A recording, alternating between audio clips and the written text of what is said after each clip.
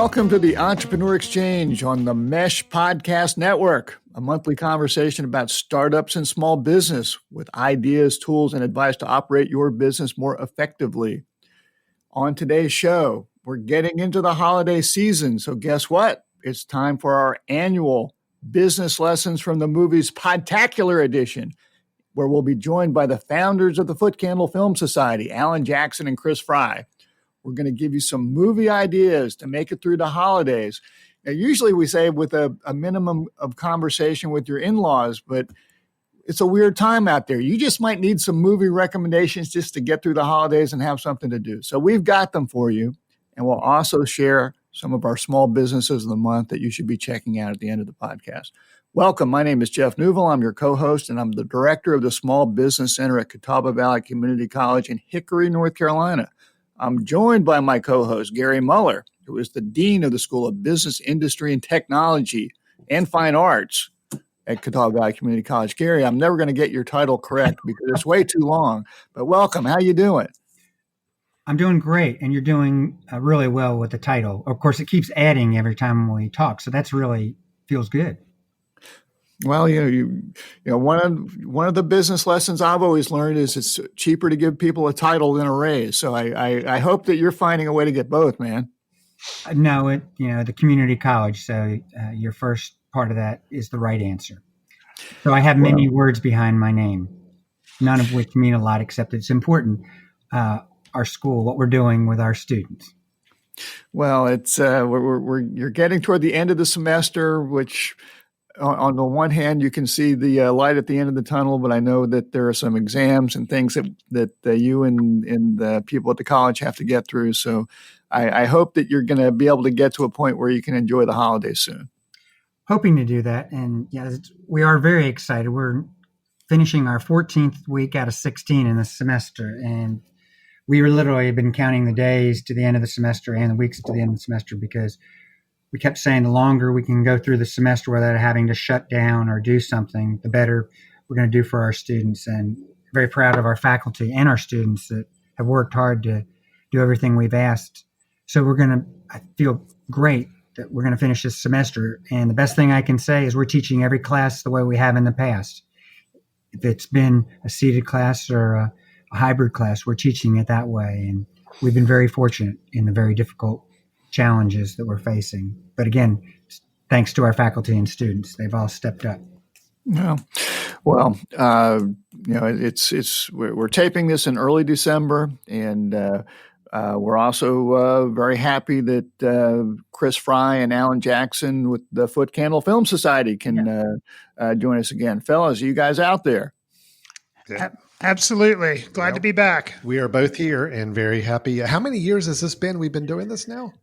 It's 5, 6, 12. I don't know. It's been a few. So, it's getting hard to not recycle films. We started in 2013. That's what my intern here is telling us, is that we started in 2013. So this would be officially our 1, 2, 3, 4, 5, 6, 8th year doing this. Wow. This is great. 8 years.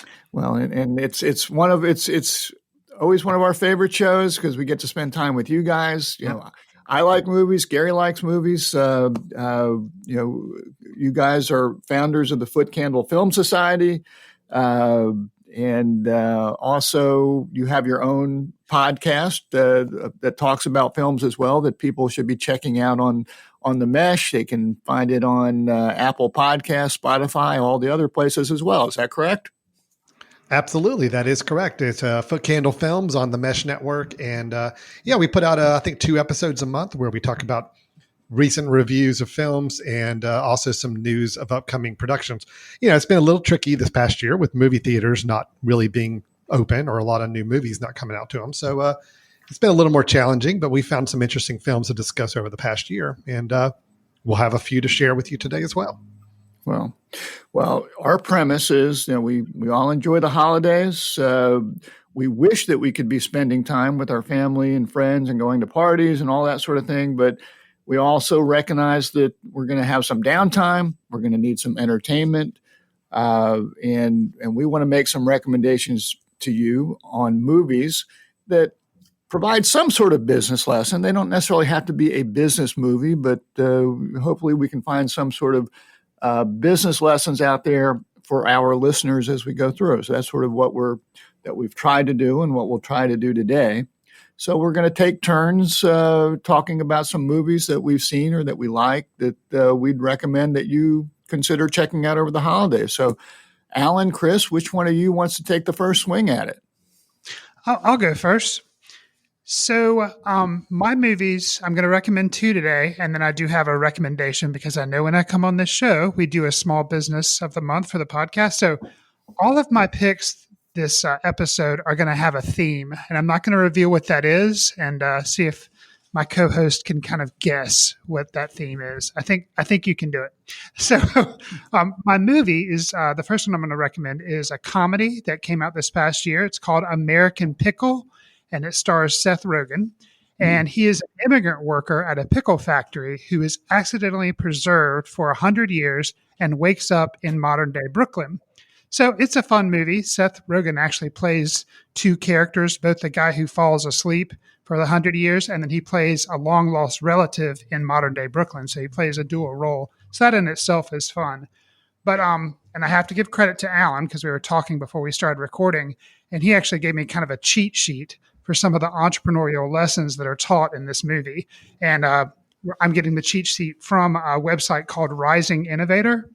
And they list out the things such that this movie kind of talks about, such as have a good goal or motivation to start your business, choose a business that you are knowledgeable about, be resourceful to get cheap/free materials for your business, appropriately price your product. So all of these are things that are discussed in the movie. Yeah, it's a comedy about a guy trying to do pickles, sell pickles on the street. But it's funny, but yet there are some good business lessons there too about competition and what that causes to happen. So American Pickle, it is currently streaming on HBO Max. I think that's kind of the way they decided to distribute the film, but I highly recommend it. And I've got to add a quick note on that film too, because it's one I considered, and I'm glad to hear Chris picked it. Yeah, you wouldn't think it's a business related movie, but it actually has a lot more business lessons than you might realize. But there's also an interesting dynamic about the film in that Seth Rogen playing the dual role, both his own great grandfather and his great grandson. Right.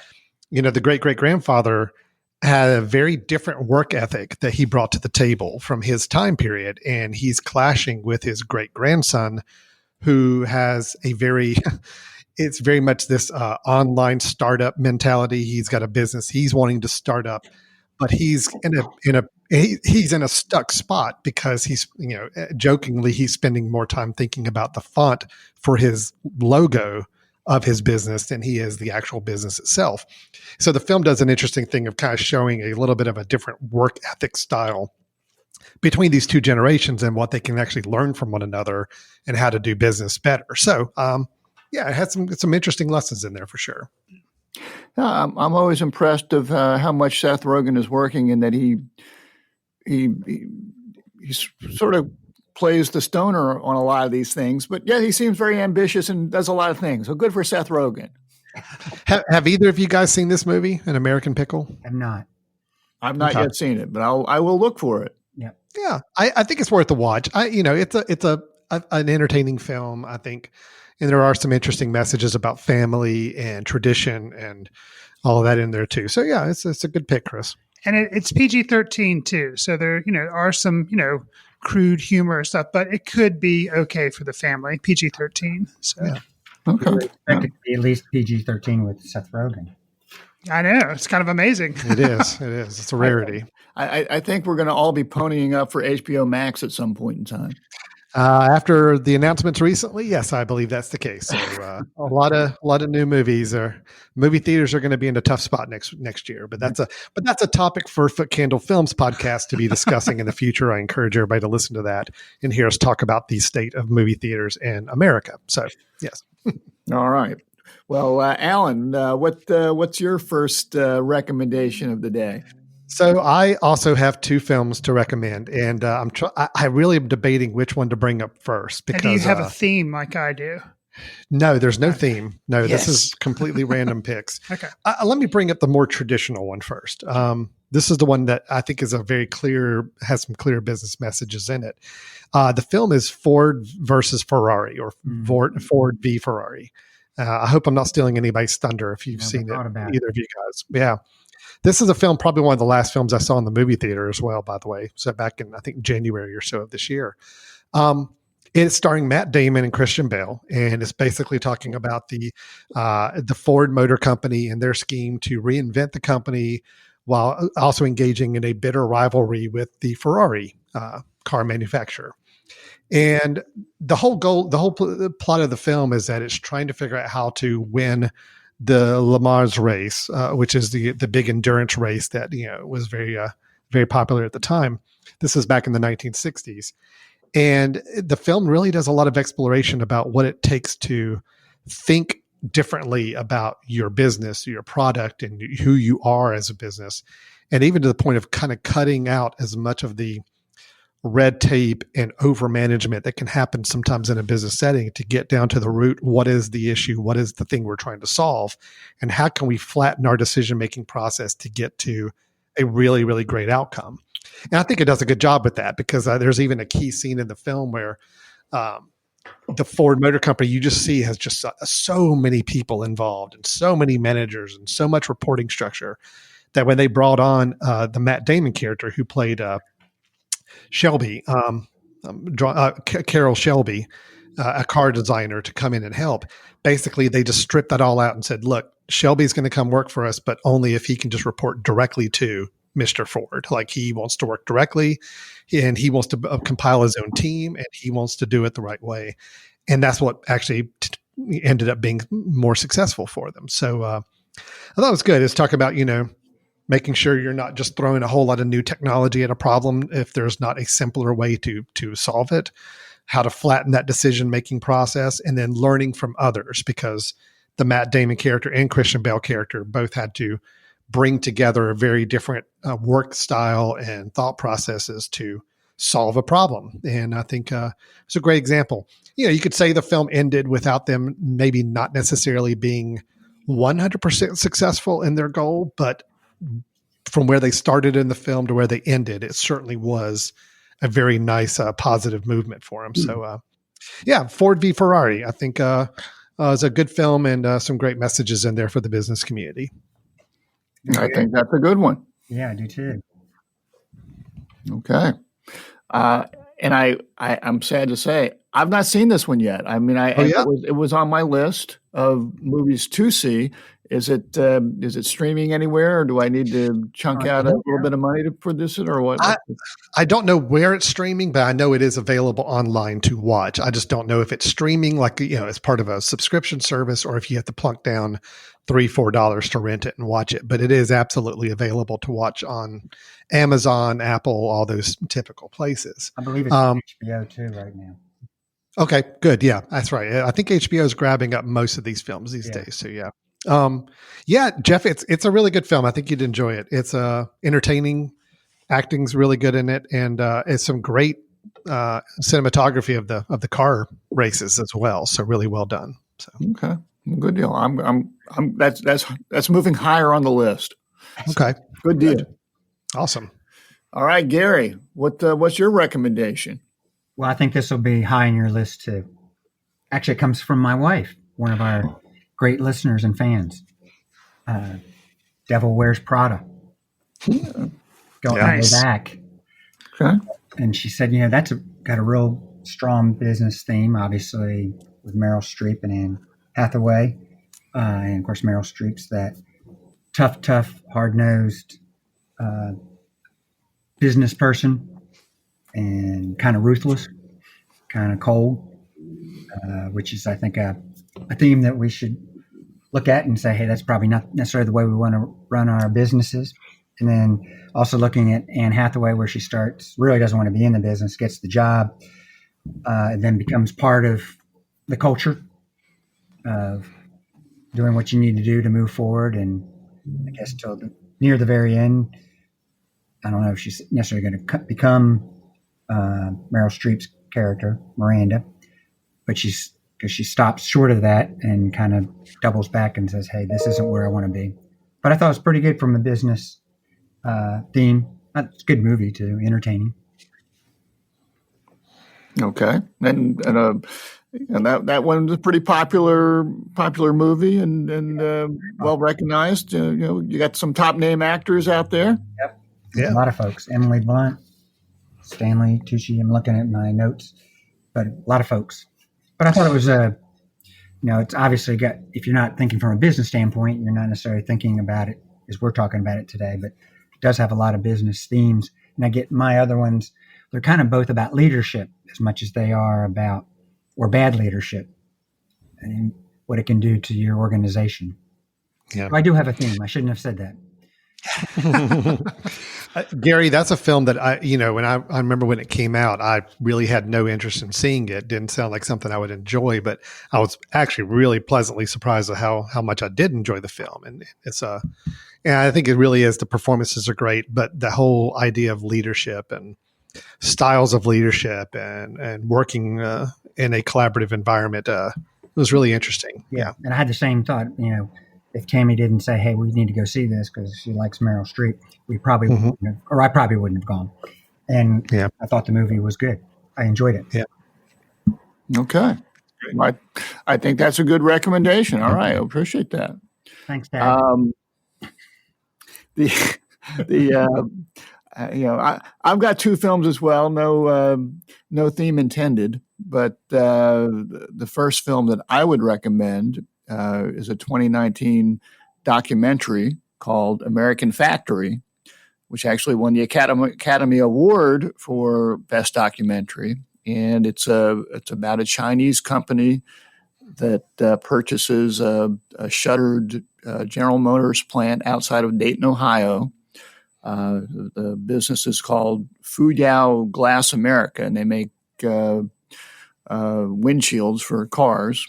And the film starts in 2008, where they're closing down this GM plant, and thousands of people are losing their jobs, and then sort of moves to the 2015 to 2017 time frame when this Chinese company has bought the building and is coming back in and putting in all sorts of modern equipment into it and announcing the startup, which is embraced by all the local people. And, at first everybody's really happy and optimistic, and you get to see these really different cultures in that the company brings in employees from China to work next to the American workers and show them the processes that they use. And there are actually some friendships that get built up between one of the Chinese employees in particular and some of the Americans, and actually they celebrate Thanksgiving together, and then over time it sort of takes a turn for the worse as the productivity and efficiency is not, and quality of product is not meeting the standards that the Chinese company expects, and there's some scenes where they take some of the U.S. employees to the plant in China to show them how they're doing it there, and just the very stark differences in the mindsets and culture of the different employees, where the Chinese employees are saying, "Wow, we hear you guys get 8 days off a month. We get maybe 2," and just the different attitudes and cultural shifts, and then as they go through, the United Auto Workers comes in and tries to unionize the plant, and the company management obviously is not pleased with this, and they fight that, and just somewhat of a roller coaster, and it takes some very surprising twists and turns. The access that the filmmakers were provided is rather incredible, and it's just really, and I sort of take a step back and try to think, all right, what sort of business lessons would I take away from this? And I don't know, it just sort of felt like a primer on global business. Just really talked about the difficulty in melding different cultures together to make an effective workforce and all the challenges there. Personally, I've been in a company that was acquired, and bought another company. They tried to put them together, and you're chasing this elusive synergy where 2 + 2 = 5. But sometimes it feels like 2 + 2 = 3, and it's just really hard to bring these different cultures together. And just it takes a lot of interesting twists and turns, and it's from current events, from the current state of global business. It's just really worth giving a watch to.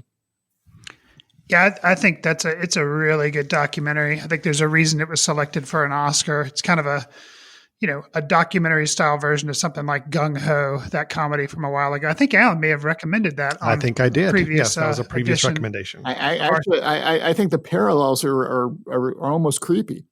Yeah, it's true. And I think you commented on the access that the filmmakers must have had for the documentary. And yeah, it's incredible. Like they get the guy from China, the CEO, president of the company, they get access to him, not just in the beginning when everything's like happy when they come over and reopen back up the company, but they have it for a good while. And it's just really fascinating to see so many players at the table being willing to talk on tape about the realities of business. And yeah, very eye-opening for me. I thought it was really good.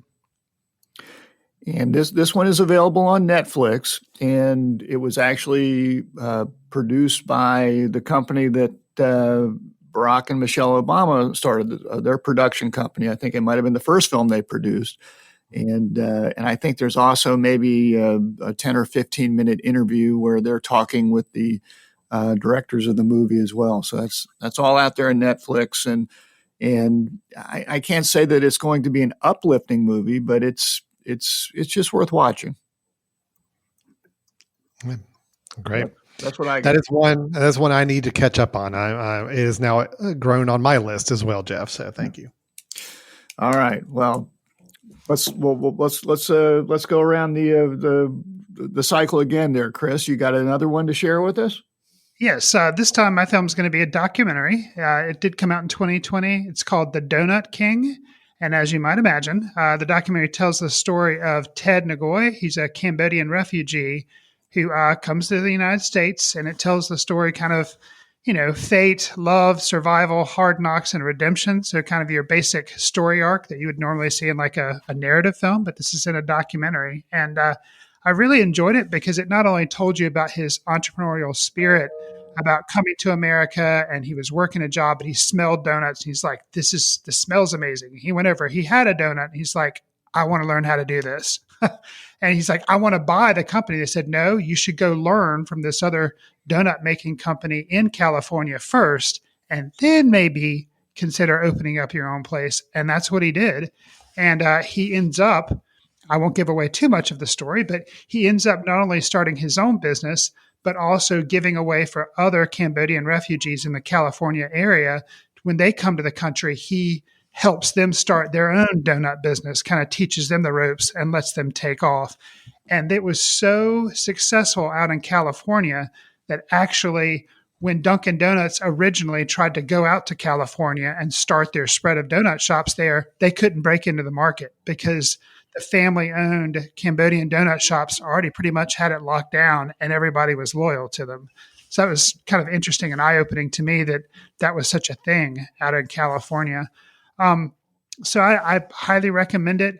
It's pretty much, you can get it on Apple, iTunes, Amazon. It's kind of streaming. It didn't, because of the situation, didn't really go to theaters that much, but it's pretty widely available, and I would highly recommend that. Another note too, they do focus mainly on Ted Ngoy, the Donut King of the title, but they follow along a couple of people that started shops under his tutelage, and because generations are starting to change over, now it's going to like the children. And they say, at first they were not interested in just running mom and dad's donut shop. Who wants to do that? But then they see the opportunity and they take on things like social media and Instagram, stuff like that, to try to boost their business and kind of make the business hip again and kind of take the old model and kind of make it new. So that was something else that was really interesting and entrepreneurial that was going on in the documentary. So that's The Donut King. Highly recommend it. Well, and I got to see that one because of the Footcandle Film Society, and I also really enjoyed it. And it just sort of struck me as sort of the model entrepreneur, and also the I don't know if say work ethic, but just how entrepreneurial some of the people that have immigrated into the United States have been and continue to be, and what they contribute there. I will add there again, don't want to give too much away, but it's also kind of a good cautionary tale for entrepreneurs and business people in general. Awesome, you have a rags to riches story, but once you get the riches, be careful and just be mindful of what you're doing, because sometimes you can get carried away and then the riches go away. So you have to be careful about that. For sure. I think you can say it's easy. Once you're successful, sometimes you can get distracted from your business. Absolutely. So, anyway, good pick. Thank you. All right, Alan, what do you have? Yeah, so let me pull back up my notes. So this one's going to be a little unorthodox. Okay, so just remind me, Gary and Jeff, when we talk about business lessons from a movie, I mean, those lessons can be what not to do, right? I mean, we can go the opposite direction with this, right? My theme is what not to do. Okay, so I'm going to piggyback on Gary's theme then of what not to do from a business standpoint. And in talking about the documentary I'm going to recommend, which is also on HBO, again, seems like half the things we're talking about are. Was anybody familiar with Action Park? I've seen a little bit about it, and I think there was a book about it as well as the documentary. That's correct. There's a book. Action Park, for those not familiar with it, was an amusement park and water park located in New Jersey. And it was mostly water-based attractions. It was open to the public in 1978. And it was really got a reputation for having these very unique, thrill-seeking rides and attractions. But it also kind of got a reputation pretty quickly for poorly designed rides, under training of staff, and having underage staff, intoxicated guests, and a consequently poor safety record. In fact, at least 6 people have been known to die because of mishaps at this park. So there's a combination of what you were describing it. Yes. So the documentary about this park is called Class Action Park, which is a nickname that the action park developed over time, rightfully so, it sounds like. Excuse me. Class Action Park is a documentary, and it talks about the development of this park. It talks about the owners and people who designed these rides and attractions, and talked about the reputation that the park got as well. It is an interesting documentary, and it's one that Chris and I reviewed, and we had some misgivings about, because it is a film that is trying to take half the film is trying to be light and humorous about this over the top, really ridiculous park where people are risking their lives to ride these rides. But then, people died. I mean, this is a pretty serious subject matter, and the film wrestles sometimes with, do I play this for jokes or do I play this serious? But hearing interviews with the people that were involved in the park, people who worked there, people who were visitors there, hearing about just the incredible amount of crazy management that's going on in this place, and the decision-making process that's happening as far as what they're going to do to try to work around regulations and to try to squeak by any kind of regulators that come by. It's a amazing, crazy story. A sad story at the end of the day, because, obviously people got hurt here pretty bad. But I think if you look at it from a business standpoint, I did find 1 or 2 good business messages to pull from it. Okay. The owners absolutely had passion and moxie and a lot of drive to do something to really make a thriving business. And they really wanted to give their audience and visitors a great experience. And there was a lot of collaboration and a great spirit among coworkers and people who saw this as kind of their home, and this is their place, their family they belong to. So that's good, but everything else about it is bad. So everything else that you learn from this park is bad. Bad safety, bad, taking risk with things unnecessarily, not listening to people that are trying to guide you and give you smart advice on what to do. It's everything else is a bad lesson, but there are a couple good notes from it. I'm not going to say it's a great film because, again, you kind of walk away from it. You know, John Hodgman's the narrator, and he adds kind of this dry humor tone to the whole thing. And some of the people that they interview are actually comedians that used to go to the park, and they're riffing on it and talking very lightly about it. But at the end of the day, it's tragic, and that, you know, what all happened at this park and the number of people who died were hurt pretty bad. So take it with a grain of salt, but I do think there's some interesting lessons and anti-lessons to learn from Class Action Park, the documentary on HBO. It reminded me a lot of a couple years ago, also on this podcast edition. I recommended, I believe, the documentary about the Fire Festival, and it was kind of one of those things that you just have to watch the documentary because you can't believe the decisions that were being made. It's like Fire Festival in an amusement park, and that's kind of what was going on here, because you hear Alan describe it and you're like, okay, but then when you watch it, your jaw drops because you cannot believe the stuff that was going on. So it's definitely a this is what not to do when having a business. But it's worth a watch. Yeah, I think I'd like to watch that. Well, it also seems like it might help show the importance of a little bit of business planning before you open the doors and then worry about your safety issues. Sure. Mm-hmm. Yeah. I think it definitely is a cautionary tale for people that, well, especially if you're wanting to have a business that is going to be thrills and dangerous activities, any kind of amusement park. I mean, you have to wrestle with that. It's just, this is a situation where they were obviously putting the ability to gain this notoriety above what was really safe for people. And there's a balancing line there that you have to define in that kind of business, I'm sure. Well, I think I read a review of the book somewhere, and I sort of have a list of books I wanted to read, and that made that list. So I'll be looking for that documentary as well. So it did look very, very interesting. So I'm curious to learn more about that one. So it's on the list. All right, great. All right, Gary, what do you have? Well, I went back into history, and I picked one because I love sports themes. I picked Varsity Blues in 1999 from a leadership standpoint.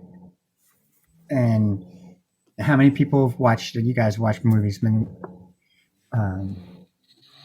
everybody know the story? It's about a high school football team, very successful over the years, and their coach, Bud Kilmer or John Voight, plays in, and they are very, very successful, but he's a no holds barred, do whatever it takes to win coach.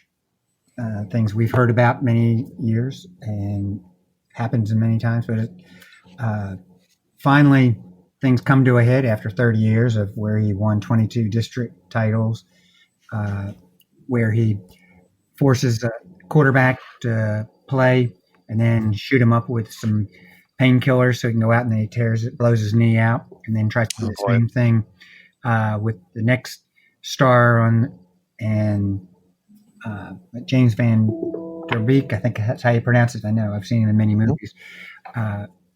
Plays the backup quarterback and comes in, and his father is obsessed with him playing for this coach because he wanted to play for many years ago. But he comes on, the backup quarterback who's got a scholarship, academic scholarship to Brown. And basically, because the coach is so ruthless and so rough, at the halftime of the championship game, they say they're not going out on the field under the coach, played by John Voight. And I think it shows the ruthless style, win at all costs.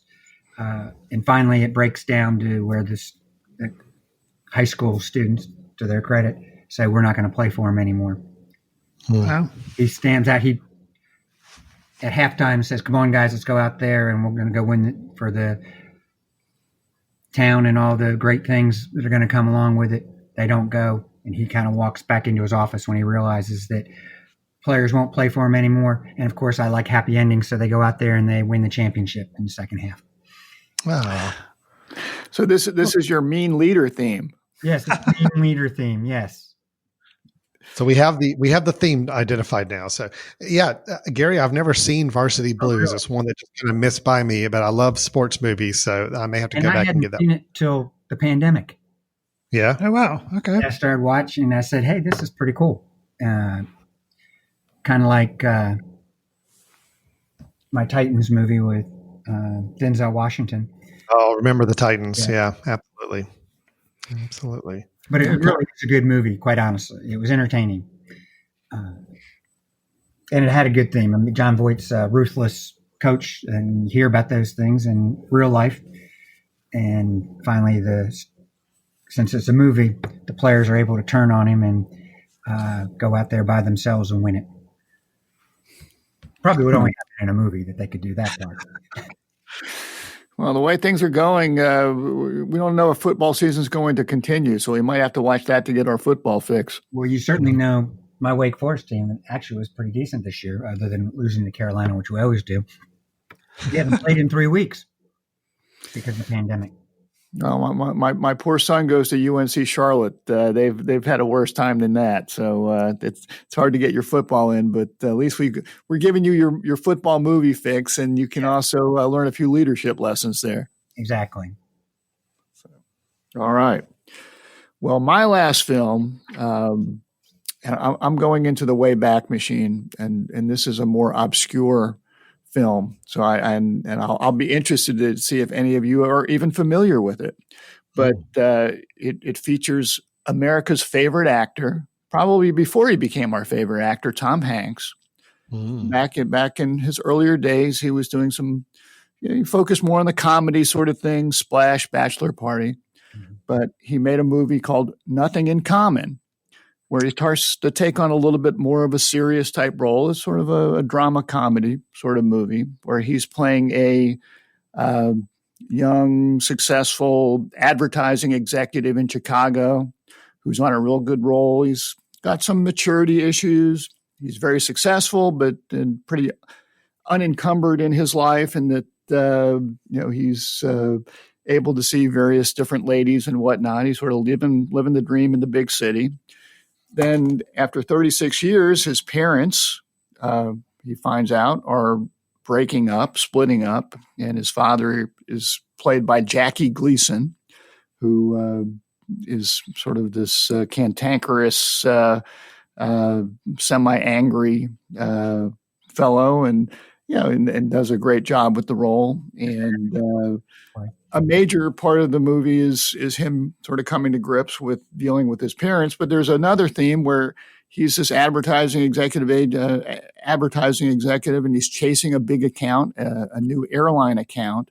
And I just find it very interesting, the process that he's going through to try to secure the account. And he and his team get to make a pitch to the account, and just watching the creative advertising process. And this movie was made back in the 1980s. I suspect it might have changed some, but just the whole creative process of how they're coming up with ideas and fleshing them out and storyboarding them and presenting them to the customer and ultimately making a commercial, I just always found very fun and interesting. And Tom Hanks is bringing this manic energy to this role, where he's sort of flipping back and forth between the zany advertising guy, and he's getting beaten down by the real world of having to deal with family issues and parent issues and real life. Maybe because of the time in life when I saw this movie, it always resonated with me. There are a couple of lovely female relationships in it, where he's seeing the airline CEO's daughter, who works for the airline as well, and is this tough as nails businesswoman, Celia Ward. And he's also got this relationship, that sort of friendly / romantic relationship with Bess Armstrong. That's sort of also another conflict. Anyway, it's always been one of my favorites. From a business lesson perspective, just trying to get some sense of how people come up with these different ideas for commercials and advertising. and I'm talking up this movie, and I know that Chris and Alan in their day jobs, they do some of this, and they're probably looking at each other saying, that ain't how it works.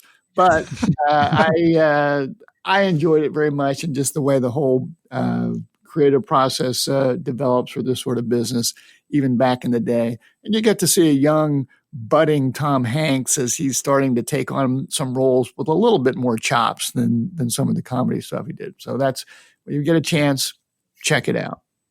So I have not seen Nothing in Common. I was aware of the film, but I haven't seen it. So I definitely am going to put it towards the top of my list. Is it available on like Netflix, or is it just, out there and you plunk down a few bucks for it? Or do you know? I don't know offhand. So it won't cost you more than a couple of bucks. It's somewhat of an obscure older movie, so it's not going to be a big investment. But I would for you guys, I think you might enjoy it, and I'll be interested to hearing your perspective if you do see it, Chris. Okay, excellent. I'm going to check it out. Yeah, it's actually one I'm pretty sure I saw like years and years ago, but I wouldn't mind revisiting because I remember liking it when I saw it. I just don't remember much of the specifics, but I do know Tom Hanks. He's America's dad, and pretty much anything he's in has at least got some worthiness to it. And of course, with Jackie Gleason, it's great too. So it's always fun to see films portraying the world of advertising and marketing and some of that. And a lot of it's fairly accurate. Some of it's not, but that's Hollywood for you. That's fun. Well, I think he's more playing America's drinking buddy in this one, but as opposed to America's dad. But that's okay too. And in these days, we can use one of those as well. Yeah, great. All right, so we've got 8 films out there for you to look at. Chris recommended American Pickle and Donut King. We can try to think about his theme there. There you go. And Alan recommended Ford v. Ferrari and Class Action Park. Gary recommended Devil Wears Prada and Varsity Blues. And I'm suggesting American Factory and Nothing in Common. So you got a lot of work to do out there, people, and a lot of films that you can be visiting over the holidays and beyond. So, but we always like to end up our program with some small businesses that we've come across that we find interesting. So, Chris, Alan, we'll give you guys a shot to throw some out that might be interesting to you. Chris, what are you seeing out there? So I'm going to recommend Sally's Gluten-Free Bakery, which is actually in Georgia, Atlanta, Georgia. So anyone want to take a stab as to what my theme is? Well, there's some food involved. Yeah, you got it. So pretty easy. I was coming up with my recommendations and I thought of Gary, and I know Gary always likes food recommendations. A lot of times small businesses have to do with food. So I came across this bakery because my wife was looking to get a birthday present for her mom, specifically baked stuff. Her mom is gluten-free, which kind of gets to be a problem because even if you can find gluten-free stuff in the store that you can buy, it's a lot of times not fresh. And then finding the ingredients to make a gluten-free cake, for example, can be kind of challenging. And then often it doesn't taste good. So my wife was like, okay, on a whim, she went online, found Sally's Gluten-Free Bakery. They have a really nice website. They're based in Georgia. They started in 2009. They actually now have 3 locations in Georgia. But and they have just delicious stuff. You can go on their website. They do things as small as like sandwich bread or hamburger buns, but then they do carrot cakes and they do pumpkin pies and they do just tons of really good baked goods. And they do cookies and they actually also do pizza crust, which I thought was kind of cool. So I can recommend them. We bought some stuff from for her birthday, but we also actually got some as well at our house and it was good. So I can say that it's good. I've tried the product. But I will say something else that put this bakery kind of in the realm of something I definitely want to recommend was, since it was web-based, my wife picked out some things and she emailed them because she was wanting to know, hey, in addition to gluten-free, my mom actually doesn't usually have a lot of sugar in her stuff. And I was just wondering if, is it possible to get this little gift basket that you guys do? Can everything in there also be sugar free? I know a couple of things are, but she really couldn't eat the other stuff. So can you just make it, all sugar free? She emailed, and less than 15 minutes later, somebody called her on the phone. And my wife was like, hello? Because she didn't recognize the phone number. And the person said, yes, is this Brenna Fry? And then went on to ask her all these questions. My wife was just like, wow, this customer service is amazing. Mm-hmm. And then at the end of the call, they said, so this is for your mom's birthday. Would you like for us to include a message in there? And she was like, yeah, that's great. So my wife was just bowled over. And this happened back in September. So going out and shopping was kind of difficult as well back then because of the pandemic and stuff. And so to get that kind of kindness from a complete stranger just totally knocked my wife off her feet. She was amazed. So it's Sally's Gluten-Free Bakery. It's kind of a long thing to type in the web there. And they do deliver. That's the other thing. And their stuff is fresh. So they'll tell you like, okay, the soonest we can get it there is here because we want to make sure all of our products coming to you are fresh. But, we were able to work around that, and it was really good stuff. So that's my small business recommendation. Well, it sounds like they brought the goods to you, so it sounds like a good one. All right, Alan, you got anything you want to share with us? I do, and my small business recommendation is kind of it's a good recommendation of a business, but it's also unfortunately kind of a sad situation given the situation we found ourselves in this past year. As we were just talking about movie theaters at the beginning of the show, kind of talking about this idea that, movie theaters have obviously had a rough go. They're one of the industries I think has been the most dramatically changed because of the pandemic situation in 2020. Studios or movie theater chains are in kind of dire straits right now. There really a lot of uncertainty what's going to happen to the theater experience going forward. So my recommendation of a small business is kind of a mixed bag in that it's a theater. It's a theater in Asheville that I'm a fan of. I think they've done some really great creative things to try to persevere during this pandemic. But also as of May, they had to make a very dramatic change in location and downsizing of the business just to accommodate what is now a changing landscape for them. This is the Grail Movie House. So it's Grail, Grail, like Monty Python and the Holy Grail, which is something their theme and branding kind of plays off of a little bit. The Grail Movie House in Asheville, it actually opened several years ago in a downtown environment of Asheville. And they had, I believe, 4 screens set up in the as a theater. And they had a reputation for showing not only newer films, but they also should mix in a lot of classic films. And they had some just a great environment for watching films. A lot of great snacks and concessions and craft beer from the local Asheville area. So it was a really nice environment. I really enjoyed going. It was a renovated grocery store building that was turned into the movie theater. So not only a creative use of a vacant building there in downtown Asheville.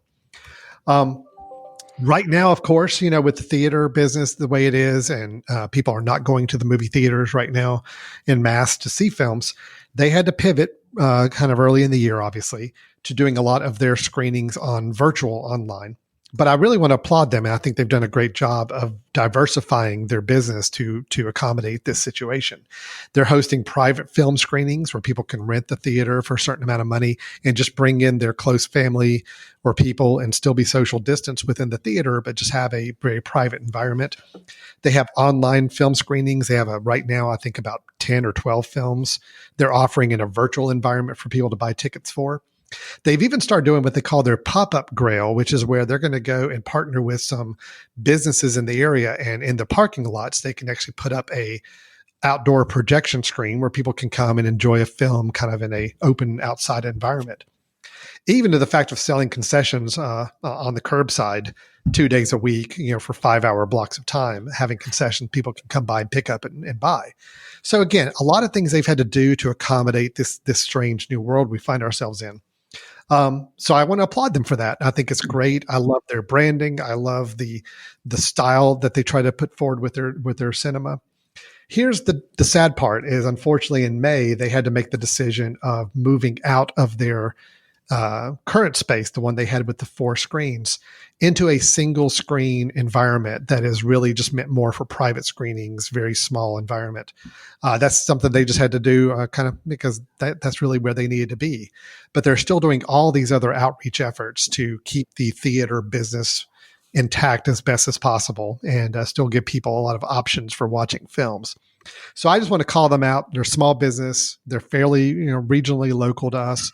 And I think they're doing about as good as anybody in trying to keep the theater business going the best way they can, given all the challenges they're facing right now. So that's the Grail Movie House in Nashville, North Carolina. No, it's a interesting story, and it's interesting to see how various businesses are evolving and adjusting and doing what they can to remain viable as we're dealing with a real challenging environment out there, particularly for businesses that rely on customers coming into their space and gathering in groups. It's just quite the challenge. I think even Action Park would be having challenges at this point in time. Somehow I got the impression that Action Park would have found some way to skirt all these regulations and would still be packing way too many people into that park dangerously. So that's my gut check on from seeing the film. So, yeah. All right, Gary, what's your small business this month? Well, playing into what Chris said about me and my theme, usually it's food or dogs. Mine's about the Epic Chop House in Mooresville. It's been around for a while. And the reason it came up is my daughter's birthday was this month. And so we had a birthday dinner at the Epic Chop House. Have anybody been to it? Any of you guys been there? It's downtown, old Mooresville, as I would say, not the new Mooresville. I have not. I have not, but we're recording this right before lunch, and you're making me spectacular. And I mean, it has a very nice atmosphere, old building in downtown Mooresville. Steaks, of course, but great food, great service. So I just want to give a shout out to them. I had another business I was going to use, but it was such a good experience. They handled us perfectly with the protocols that you need. Everybody's wearing masks. Had the tables set apart so that you could feel very comfortable in their atmosphere. Just a great food. We've gone the last couple of years, and I guess we'll probably go every year on her birthday because of it. And they've opened up a new location in Fort Mill. So I just give a shout out to them because it was a great experience for my family and my daughter's birthday. Great food. That's great. Sounds awesome. The Chop House at Steaks is their specialty. No, I will look forward to checking that one out. That's up my line. You guys have all done a great job of sharing businesses that you've actually had experience with. Me, not so much. So, what do you do with a worn wedding dress? It's a problem because how often do you need a wedding dress? I suspect for you guys, not that often. Me neither. But there's a company that I came across. I don't even remember how I came across it, but it just looked like a real interesting, cool company.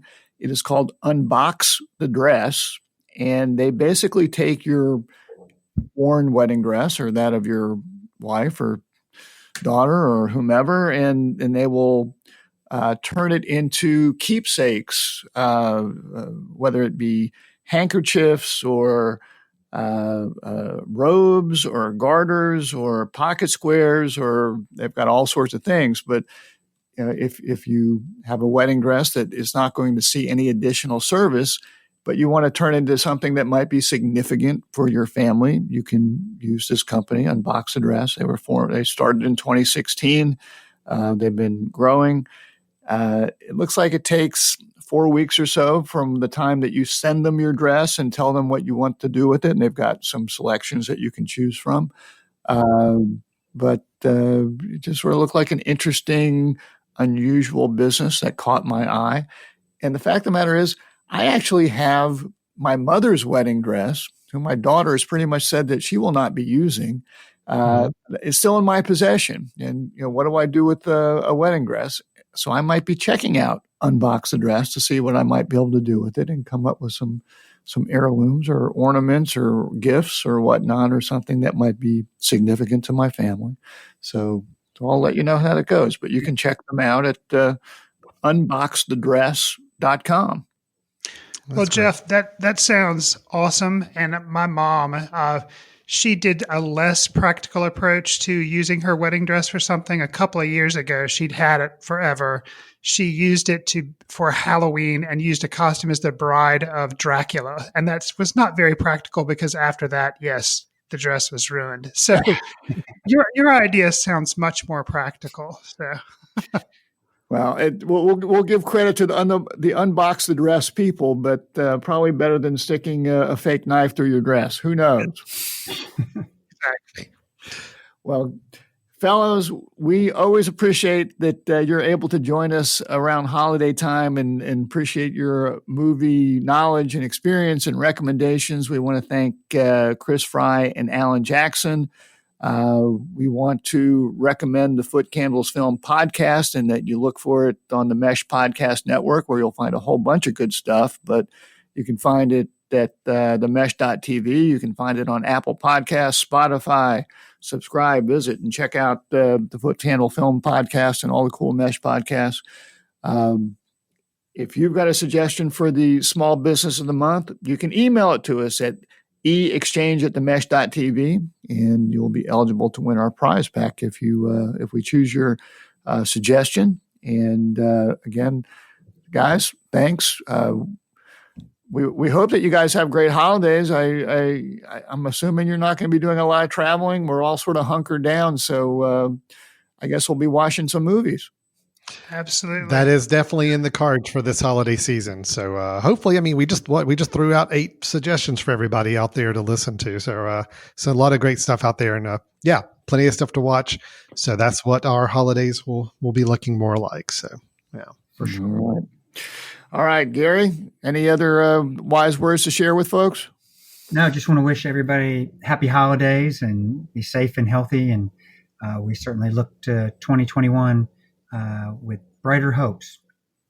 Yeah, that's for sure. All right. Well, we thank the Mesh Podcast Network, and best wishes to everyone for the holidays. Be safe out there, and we'll look forward to talking with you again in about a month.